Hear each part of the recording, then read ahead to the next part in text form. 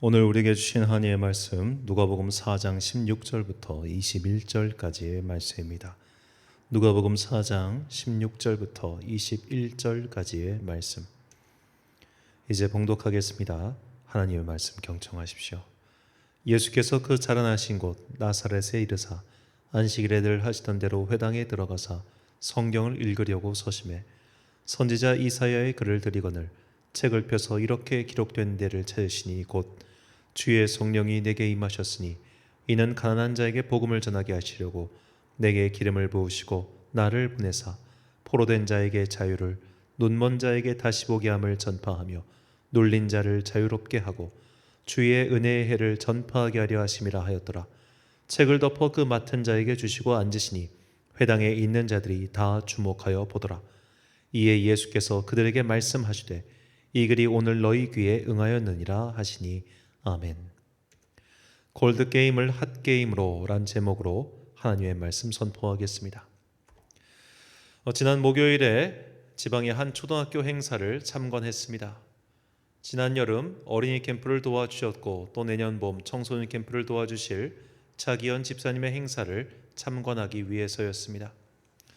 요즘 초등학교는 운동회를 학년별로 진행한다고 합니다. 옛날처럼 전학년이 다 모여서 야외 운동장에 시끌벅적하게 치르던 운동회는 아마도 코로나 때문에 사라지고 이 학년별 아이들끼리 실내 체육관에서 진행하는 행사가 되었습니다. 또 반을 맡은 선생님들은 이 게임을 진행하거나 하지 않고 그냥 반 아이들 관리만 하고 있었습니다. 이런 행사 진행은 일종의 외주 작업처럼 진행하고 있었는데 이렇게 해서 반응이 좋으면 내년에 또 초대를 하고 그런 식으로 행사가 진행되었습니다. 이 행사를 준비하는 것을 조금 돕고 있으니 아이들이 왔습니다. 한 반에 25명 정도 총 4개 반 아이들이었습니다.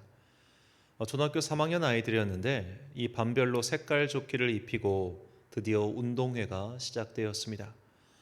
공을 굴려서 반환점을 돌아오는 경기였는데 시작하자마자 어떤 사건이 발생했습니다.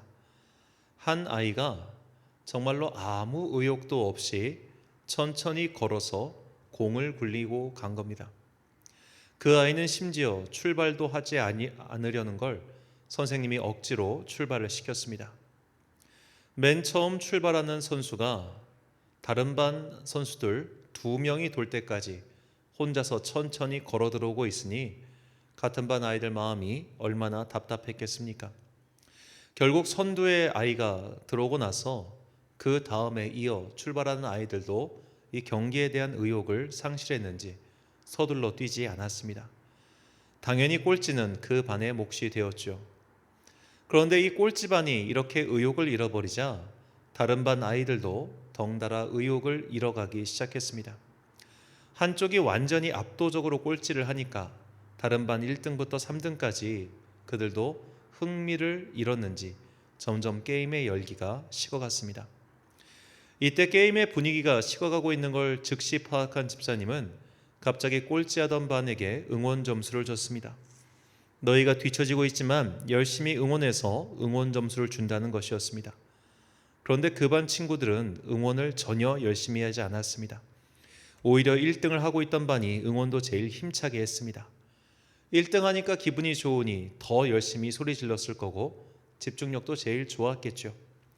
반면에 꼴찌를 하던 반은 한 명이 그것도 첫 번째 주자가 완전히 게임을 말아먹자 더 크게 실망하고 의욕을 상실했습니다. 그런데도 그 앞에 가서 그들을 북돋아주고 응원 점수를 준 겁니다. 저는 이 모습을 보며 정말 큰 깨달음을 얻었습니다.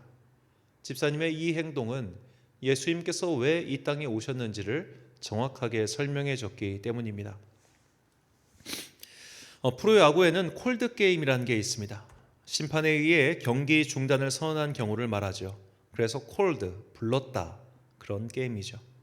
이런 콜드게임의 사유는 몇 가지가 있는데 그중 아마추어 야구 대회에서 가장 많이 나오는 사유는 큰 점수 차이입니다.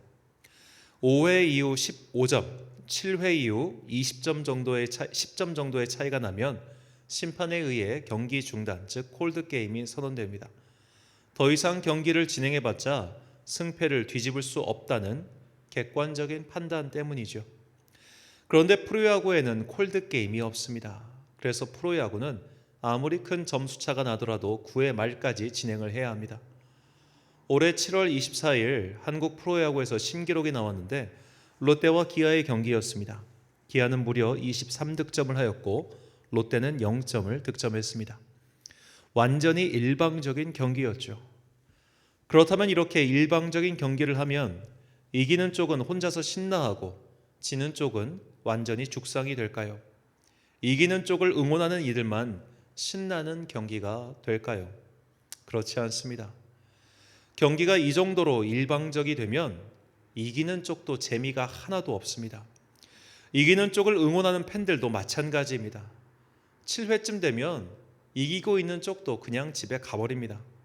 지지 않을 게 뻔하니 결과가 이미 나와 있으니 재미가 없는 겁니다. 저는 그래서 이 심판이 선언한다는 영어 단어 cold를 같은 음가인 cold로 바꿔 부르고 싶습니다. 콜드 게임은 그야말로 꽁꽁 얼어붙은 그런 추운 콜드 게임인 것이죠.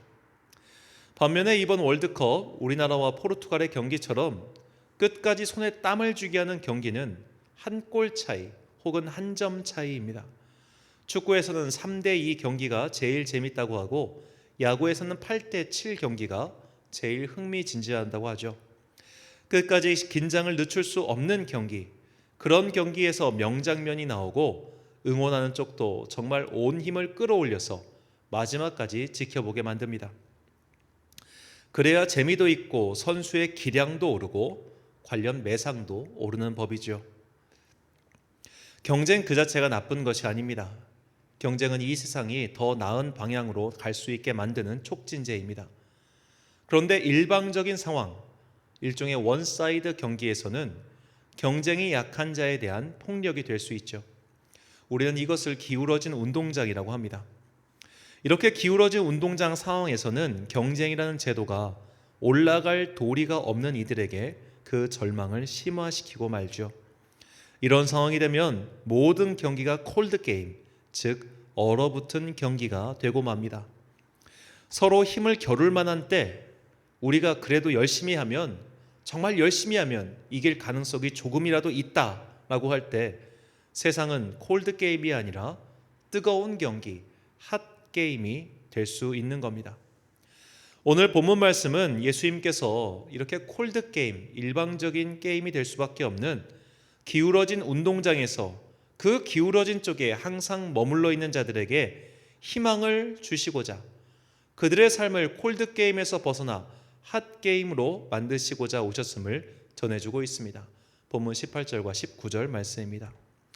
주의 성령이 내게 임하셨으니 이는 가난한 자에게 복음을 전하게 하시려고 내게 기름을 부으시고 나를 보내사 포로된 자에게 자유를, 눈먼 자에게 다시 보게 함을 전파하며 눌린 자를 자유롭게 하고 주의 은혜의 해를 전파하게 하려 하심이라 하였더라. 아멘. 가난한 사람, 포로 상태인 사람, 장애를 가진 사람, 강한 힘에 의해 억압당하고 있는 사람, 이런 사람들은 모두 콜드게임 상황에 놓인 자들입니다. 아무리 힘을 내도 경기 결과를 바꿀 수 없는 상태의 사람들이죠. 아무리 기량이 뛰어나도 장애를 가진 선수가 일반 선수를 이길 수 있겠습니까? 아무리 능력이 출중해도 감옥에 갇힌 자가 뭘 할 수 있겠습니까? 재능이 탁월해도 가난 때문에 그 재능을 펼칠 기회조차 잡지 못한 자들이 어디 한둘입니까? 대한민국의 근현대 미술을 대표하는 작가인 이중섭은 그 작품의 가격이 오늘날에는 수십억 원을 호가하지만 그는 가난에 찌들려 살다가 가난 속에서 죽었습니다. 그는 막노동으로 생계를 이어가다 담백과 은박지에다가 그림을 그려 팔아야 할 정도의 신세였죠. 그분의 부인은 향년 101세까지 사셨지만 본인은 고작 39살의 나이에 타계했습니다. 그는 비참할 정도로 가난한 상황에서도 100점 이상의 그림을 남겼습니다. 만약 그가 미켈란젤로처럼 부유한 후원자를 만났더라면, 최소한 그림으로 밥 벌어먹고 살 정도는 벌었더라면 더 많은 작품을 남길 수 있지 않았을까요? 이렇게 기울어진 운동장에서 환경이라는 악조건 때문에 자신의 노력이나 의지와 상관없이 강제적으로 질 수밖에 없는 콜드 게임에 놓인 이들은 아예 시작부터 포기하고 맙니다. 그래서 헬조선이니 이번 생은 망했어라는 말들이 나오는 것입니다. 저는 최근에 소설이나 드라마 등에서 인생 2회차 혹은 어린 시절로 돌아가서 다시 시작하는 이야기 등이 인기를 끄는 것도 같은 맥락이라 생각합니다. 미래에 다가올 정보를 안다면 어디에 무엇을 투자해서 돈을 벌거나 또는 이런저런 후회스러운 선택에서 더 좋은 쪽을 택하여 성공하고 싶다. 그런 욕망이 투영된 결과일 거라 그렇게 생각합니다. 아무리 노력해도 내 힘으로 어찌할 수 없는 이 콜드 게임에서 벗어나고자 하는 마음이 누구에게나 있는 것이죠. 예수님께서는 이렇게 낮은 곳에서 발버둥 치고 있던 자들에게 은혜의 해를 전파하러 오셨다고 성경은 밝히고 있습니다. 이 은혜의 해란 구약 레위기에서 나온 희년을 뜻합니다. 희년에는 히브리인 노예를 자유인으로 무상 해방시켜주고 토지 매매를 처음 원점으로 되돌린 해이죠. 하나님께서는 이 희년 제도를 만드시고 실행하라고 하신 것은 이 빈부격차의 완화를 조금이라도 하기 위해서입니다. 한쪽으로 너무나 기울어진 운동장을 그래도 50년마다 한 번씩 조금이나마 평행을 이루게 하신 것이죠. 이런 희년 제도를 실행한다고 해서 갑자기 빈부격차가 사라지는 것은 아닙니다. 왜냐하면 경제라고 하는 것은 부동산뿐만 아니라 여러 가지가 있기 때문이죠. 하지만 땅이라도 되돌려준다라고 하는 것은 맨날 노예 상태에 있던 사람들 혹은 소장농에 있던 사람들이 자기 땅 한 마직이라도 얻어가지고 그 땅에서 조금이라도 일어설 수 있는 그 가능성을 회복시켜 주시기 위함이었습니다. 희망을 가질 수 있게 도와주는 것이죠. 계속 콜드게임 때문에 절망하지 않도록 아직 이 세상은 살만한 핫게임이 될 수 있도록 주님께서 이렇게 만들어주신 제도가 바로 희년 제도였습니다. 이것은 현대의 관점에서도 너무나 지혜로운 방법이었죠. 이 사회의 빈부격차를 나타내는 지수를 지니 계수라고 합니다. 이 계수가 높을수록 사회 구성원들 간의 소득 불균형이 심한 것이고 낮을수록 균등하죠. 그런데 이 지니 계수가 계속 높아지기만 하면 그 사회는 어떤 사회가 될까요? 혁명이 일어나는 사회가 됩니다. 이 바닥에 있는 사람들이 이 바닥 생활을 더 이상 견딜 수 없게 될 때 이 바닥에 있는 사람들이 다 같이 봉기를 해서 저 위에 있는 사람들을 끌어내리게 된다 이 말입니다. 그래서 현명한 부자들, 현명한 상류층들은 자신이 가지고 있는 부를 이 밑바닥으로 흘려보내기를 마냥 아까워하지만은 않습니다. 왜냐하면 자신들이 가지고 있는 부를 어느 정도 유지하기 위해서는 이 세상이 꽝꽝 얼어붙은 상태에 있어서는 안 된다는 것을 그들이 알고 있기 때문이죠. 저 아래쪽에 있는 사람들도 내가 어떻게 노력하면 혹은 기회를 잡으면 나도 다시 성공할 수 있어, 나도 살아남을 수 있어라고 하는 희망을 제공해야만, 즉 콜드게임 상태에 머물러 있지 않고 조금이라도 사회가 유동적으로 움직일 수 있는 핫게임의 상태를 만들어놔야 자신들 또한 평안하다는 것을 알고 있기 때문입니다. 이렇게 콜드게임이 핫게임이 될 때, 기울어진 운동장이 조금이라도 균형을 맞추어 갈 때, 오히려 낮은 곳에 있는 사람들에게 조금 불평등해 보이는 룰을 도입해서라도 그들이 희망을 갖게 해줄 때 가난한 자들에게만 좋은 것이 아니라 사회 전체적으로 좋아진다는 것을 우리는 분명히 알 수 있습니다. 학교의 분위기, 교실의 분위기도 똑같습니다.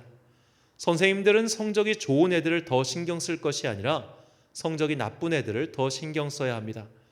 왜냐하면 나중에 학업을 포기한 애들이 다수가 되어버리면 그때부터는 반의 분위기를 걷잡을 수 없기 때문입니다.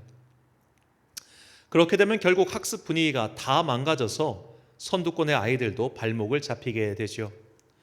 육상 선수가 최고의 기록을 낼 때는 끝까지 경쟁하며 함께 달릴 사람이 있을 때입니다.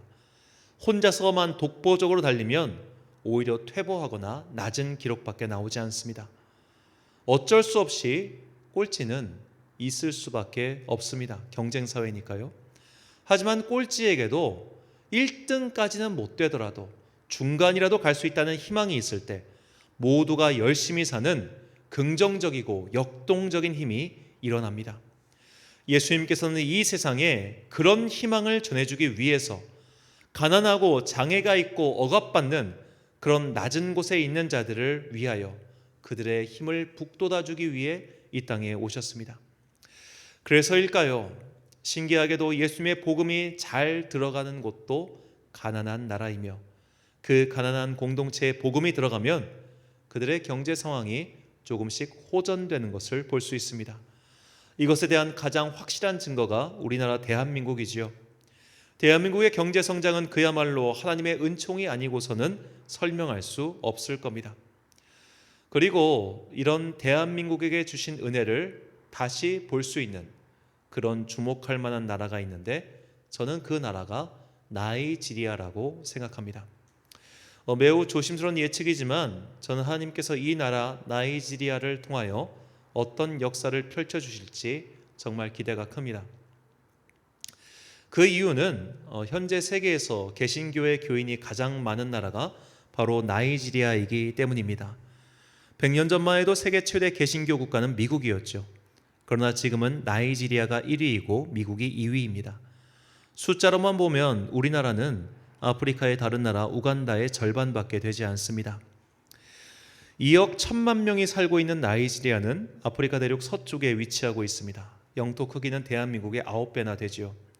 이 중에 6천만 명이 개신교인, 그것도 순복음 교단의 교인들입니다. 그들은 그만큼 뜨거운 성령의 체험으로 변화되고 그 용기를 가지고 살아가고 있습니다. 그런데 이 나라는 아프리카 다른 국가들이 그러하듯 이슬람 세력이 강세를 떨치고 있죠. 아프리카 대륙이 크게 이렇게 이슬람화가 된 것은 이제 옛날부터 이슬람 세력들이 북아프리카 일대를 점령했기 때문이고, 그리고 이제 서구 열강들이 이 제국주의가 식민지를 다 끝내고 철수하자 그것을 이슬람 세력이 장악했기 때문입니다. 그 이슬람 세력들은 당연히 자기들을 지배했던 이 기독교 국가에 대한 반감이 크기 때문에 이 기독교를 아주 크게 탄압하고 있죠. 그래서 이곳에서 기독교를 믿는다는 것은 이슬람 극렬 분자들에게 테러의 대상이 될 수밖에 없다는 뜻입니다. 미국의 국제종교자유위원회의 발표 자료에 따르면 나이지리아에서 최근 20년 동안 약 6만 명의 기독교인들이 테러 등으로 목숨을 잃었으며 올해만 해도 지난 10개월간 무려 4천 명이 넘는 기독교인들이 살해당하거나 납치당했습니다. 하지만 이들이 흘린 피는 결코 사라지지 않을 하나님의 생명나무의 거름이 되었습니다. 나이지리아는 아프리카 대륙 국가 중 처음으로 국제기구의 채권을 모두 상환한 나라가 되었습니다. 최근 10년간 경제 성장률은 12%나 됩니다. 앞으로 주님께서 이 나라를 어떻게 인도하실지 저는 기대가 매우 큽니다. 분명히 이 세대 안에 우리가 괄목할 만한 어떤 일이 일어날 것이라 그렇게 기대해 봅니다. 그리스도의 복음이 들어간 나라, 그리고 그들이 사회의 주역이 되는 나라는 언제나 큰 변혁이 일어났고 사회 전체가 힘을 얻었습니다. 콜드게임으로 꽁꽁 얼어붙은 나라가 핫게임이 일어나는 나라가 된 것이죠. 이처럼 그리스도의 복음, 예수님의 은혜는 절망에 빠진 자들에게 위로와 힘을 줍니다. 사도 바울은 이 은혜를 다음과 같이 선언하고 있습니다. 고린도서 4장 8절과 9절 말씀입니다. 우리가 사박으로 우겨쌈을 당하여도 쌓이지 아니하며 답답한 일을 당하여도 낙심하지 아니하며 박해를 받아도 버림받지 아니하며 거꾸로 뜨림을 당하여도 망하지 아니하고. 아멘. 콜드게임 상황에서 선수가 할 수 있는 일은 거의 없습니다. 내가 아무리 열심히 해도 도저히 이길 수 있는 희망이 보이지 않을 때, 그때 심판이신 하나님께서 이 게임에 개입하시는 겁니다. 그래서 완전히 콜드게임에서 뒤지고 있는 선수들인 우리에게 희망을 주시고 용기를 주시고 소망을 주십니다. 우리는 이미 이것을 체험했으며 또 앞으로도 계속 보게 될 것입니다. 예수님께서는 당시 이스라엘 안에서도 이방인들의 혼혈 집단인 양 손가락질 받던 갈릴리에서 활동하셨습니다. 그 갈릴리 지방에서도 너무나 시골인 나사렛에서 활동하셨습니다. 그분이 태어난 곳은 베들레헴이었지만 사람들은 그분이 태어난 곳보다는 그의 아버지인 요셉이 나사렛 동네 사람이었으므로 예수님도 그저 나사렛이라는 가난한 동네, 시골 동네, 볼품없는 동네 사람으로 취급했습니다. 예수님께서는 그렇게 낮은 곳으로 몸소 오셨습니다. 비루한 곳으로 직접 찾아가셨습니다. 그리고 그 낮은 곳에서도 더 낮은 곳으로 들어가셨습니다. 그렇게 가난한 자들, 희망을 잃은 자들에게 빛이 되어 주셨습니다. 잃어버린 희망을 그들에게 되찾아 주셨습니다. 우리의 주님이신 예수님께서 절망 중에 있는 자들에게 위로를 주셨듯이 우리 또한 이 세상의 소금과 빛으로서 그 일에 동참해야 합니다. 바울은 이것이 바로 우리가 주님께 드려야 할 영적 예배라고 밝히고 있습니다. 로마서 12장 1절과 12절 13절 말씀을 함께 읽겠습니다. 그러므로 형제들아, 내가 하나님의 모든 자비하심으로 너희를 권하노니 너희 몸을 하나님이 기뻐하시는 거룩한 산제물로 드리라. 이는 너희가 드릴 영적 예배니라. 소망 중에 즐거워하며 환난 중에 참으며 기도에 항상 힘쓰며 성도에 쓸 것을 공급하며 손 대접하기를 힘쓰라. 아멘. 자, 여기서 영적이라는 헬라어는 로기코스입니다. 이 단어는 헬라어 로고스의 형용사 변형이죠. 즉, 이 영적 예배란 매우 합리적이고 타당하며 논리적인 예배라는 뜻입니다. 주님께서 가난한 자들을 도우셨듯이 우리도 가난한 자들을 도와야 합니다. 주님께서 콜드게임으로 흐르는 이 기울어진 운동장의 균형을 맞추기 위해서 활동하셨듯이 우리도 그런 균형을 맞추는 삶을 살아야 합니다. 이것이 우리가 주님께 드리는 지극히 합리적이고 타당한 영적인 예배라는 겁니다. 영적 예배란 단순히 이 예배당에 앉아 경건한 마음으로 드리는 것이 아니라 내 삶의 영역을 더 낮은 곳으로 가게 만들어서 콜드게임인 그곳을 핫게임으로 바꿔주는 겁니다. 용기를 잃은 자들에게 용기를 주고 희망을 잃은 자들에게 소망을 주는 겁니다. 우리는 이런 일을 위하여 부르심을 받은 예수님의 거룩한 손과 발이라는 것을 잊지 마십시오. 사랑하는 천안 광성교회 성도 여러분, 그리고 이 예배를 함께 드리고 계신 귀한 주님의 자녀 여러분, 오늘은 예수님의 다시 오심을 기다리는 대림절 두 번째 주일입니다. 우리 주님께서 콜드게임 상황인 이 세상을 핫게임으로 만드셨듯이 우리도 그렇게 이 땅의 낮은 곳으로 흘러들어가 그 꽝꽝 얼어붙어 있는 동토의 땅을 다시 옥토로, 따뜻한 땅으로 변화시켜야 합니다. 힘을 잃은 자들을 위로하고 용기를 잃은 자들을 북돋아 주어야 합니다. 그렇게 다 함께 힘을 내어 살 수 있는 희망의 공동체를 만들어 가야 합니다. 거동이 불편한 분들을 위하여 이동감 편의시설을 만들어 놓으면 결과적으로 모든 사람들, 보통 사람도 편해집니다. 휠체어를 탄 분들도 버스를 탈 수 있게 만들어 놓으니 결과적으로 두 다리로 걷는 사람들도 버스 타기 편해진 것과 마찬가지죠. 가난한 자들을 도우시는 하나님께서는 결과적으로 그 일로 부유한 자들도 도우십니다. 부유한 자들 또한 하나님의 자녀이기 때문입니다. 이렇게 모두가 잘 살 수 있도록 희망과 용기를 주시는 주님께서 오늘 우리를 부르고 계십니다. 너보다 더 약한 사람, 너보다 더 희망이 없는 사람에게 손을 뻗어 그를 도와주라 명하십니다. 그렇게 낮은 곳에서, 어두운 곳에서, 밑바닥에서 은혜가 솟아오르면 이 세상은 지금보다 조금 더 아름다운 세상으로 변하게 될 것입니다. 그리스도 예수를 주님으로 모시고 살아가는 그리스도인답게 나보다 더 낮은 곳에 있는 사람들, 나보다 더 소망이 없는 사람들에게 예수님의 사랑과 위로 그리고 희망을 전하는 복된 소식의 전령들이 되시길 예수 그리스도의 이름으로 축원합니다. 기도하겠습니다. 사랑과 은혜가 풍성하신 아버지 하나님, 우리는 주님의 은혜로 얼어붙은 곳에서 건짐받은 사람들입니다. 콜드게임 같은 희망 없는 세상에서 소망이 있는 나라로 옮겨진 자들입니다. 우리가 이 은혜를 받았으니 우리 또한 이 은혜를 콜드게임 상황 속에 놓여 있는 사람들에게 전하는 주의 손과 발 되게 하여 주옵소서. 희망을 잃어버리고 소망을 잃어버리고 미래를 잃어버린 자들에게 다시 한번 뛸 수 있는 힘을, 다시 한번 일어설 수 있는 마음의 위로를 전하는 그런 주님의 따뜻한 전령들 되게 하여 주옵소서. 우리가 이 세상, 이 얼어붙은 세상을 따뜻한 주님의 사랑으로 녹여갈 때 우리를 통하여 이 땅 가운데 아름다운 하나님의 나라의 기적이 일어날 줄을 믿습니다. 이 부르심에 충성하기 위하여 우리에게 성령의 뜨거운 은혜가 필요하오니 각 사람의 얼어붙은 심령 가운데 성령의 은혜를 내려 주시옵시고, 그래야 우리가 이 뜨거운 사랑을 가지고 이 세상을 변화시키는 주님의 손과 발 되게 하여 주옵소서. 이 모든 말씀, 우리를 너무나 사랑하시어 이 세상의 낮은 곳으로 내려가셔서 그곳을 변화시키신 거룩하신 예수 그리스도의 이름으로 기도드립니다. 아멘.